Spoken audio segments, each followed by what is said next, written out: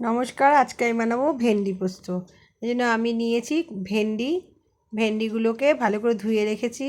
এবারে ভেন্ডির সাথে আমি নিয়েছি পোস্তটাকে আমি বেটে রেখেছি, পেস্ট বানিয়ে রেখেছি। আর নিয়েছি গোটা কাঁচা লঙ্কা, আর নিয়েছি লঙ্কা বাটা, লঙ্কা একটু বেটেও নিয়েছি। আর নিয়েছি নুন আর হলুদ গুঁড়ো। এবারে আমি খুব ছোট্ট ভিডিও, আমি ভেন্ডিগুলোকে দুটো সাইড একটু কেটে নিলাম, দুটো সাইড কেটে নিয়েছি। আগে ভালো করে ধুয়ে নিয়েছি ভেন্ডি কিন্তু আগে ধুয়ে কাটবেন। তারপর এইভাবে ভালো করে ভেন্ডিগুলোকে কেটে নিলাম। কেটে নিয়ে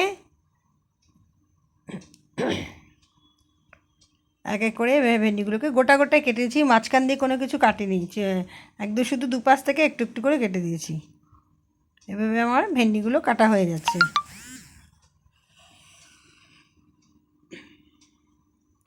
ভেন্ডি পোস্তটা খুব ছোটো হয় কিন্তু খেতেও খুব ভালো লাগে, খুব ছোট্ট ভিডিও। এভাবে ভেন্ডিগুলো কেটে নিলাম।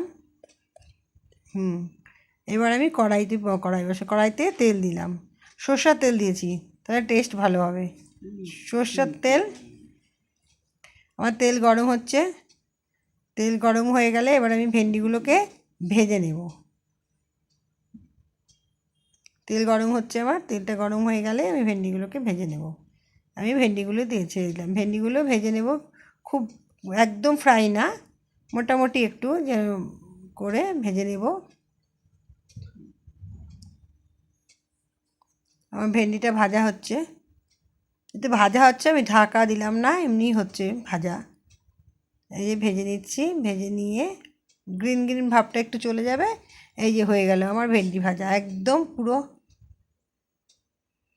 পুরো ফ্রাই করব না, ভেন্ডিটাকে কালো বানাবে না একদম। ভেন্ডি ভাজা হয়ে গেল।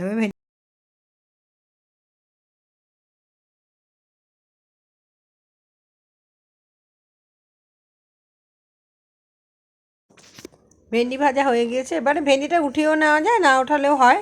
আমি এর মধ্যে এখন কালো জিরে দিয়ে দেবো। কালো জিরে ফোড়ন দিলাম, ফোড়ন দিয়ে এবার দেবো একটু নুন দিয়ে দিলাম। নুন খুব বেশি না, নুন দিয়ে একটু হলুদ গুঁড়ো দিলাম, 2 চামচ মতো নুন ছোটো চামচে, আর একটু হলুদ গুঁড়ো দিয়ে আমি এটাকে আবার একটু ভাজা ভাজা করে নিচ্ছি। হয়ে গেল ভাজা ভাজা আমার।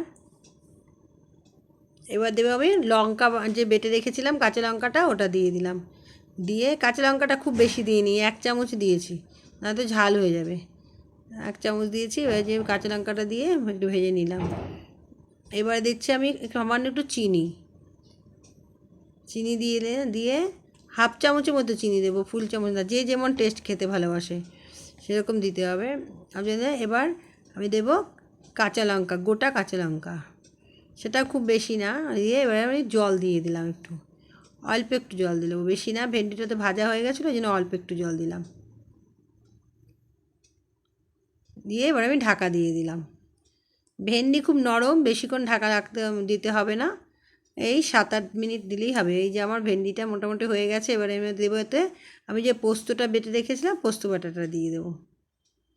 পোস্তটা দিয়ে দিলাম। পোস্তটা মোটামুটি আমি প্রায় ছোটো বাটির 1 বাটি বেটে রেখেছিলাম। 1/2 কিলো ভেন্ডি, 1/2 কিলো ভেন্ডির মধ্যে 1 বাটি পোস্ত দিয়ে দিলাম। পোস্ত দিয়ে একটু নেড়ে নিলাম। তো আমার মোটামুটি ভেন্ডি পোস্ত রেডি। খুব সুস্বাদু হয়, খুব তাড়াতাড়ি হয়ে যায়, ছোটো রেসিপি, খুব একটা মশলাপাতি লাগে না। আমার ভেন্ডি পোস্ত রেডি। এবার আমি নামিয়ে নেব। আমি ভেন্ডিটাকে নামিয়ে নিলাম, আমার ভেন্ডি পোস্ত তৈরি হয়ে গিয়েছে। আপনাদের যদি আমাদের রেসিপিটি ভালো লাগে, একটা লাইক, শেয়ার এবং সাবস্ক্রাইব করতে ভুলবেন না, এবং সাবস্ক্রাইবের পাশে থাকা বেল আইকনটি টিপতে ভুলবেন না, যাতে আপনারা আমাদের সব রেসিপি নোটিফিকেশন পেয়ে যান। আর অবশ্যই আমাদের ইনস্টাগ্রাম পেজটিকে ফলো করুন। ধন্যবাদ।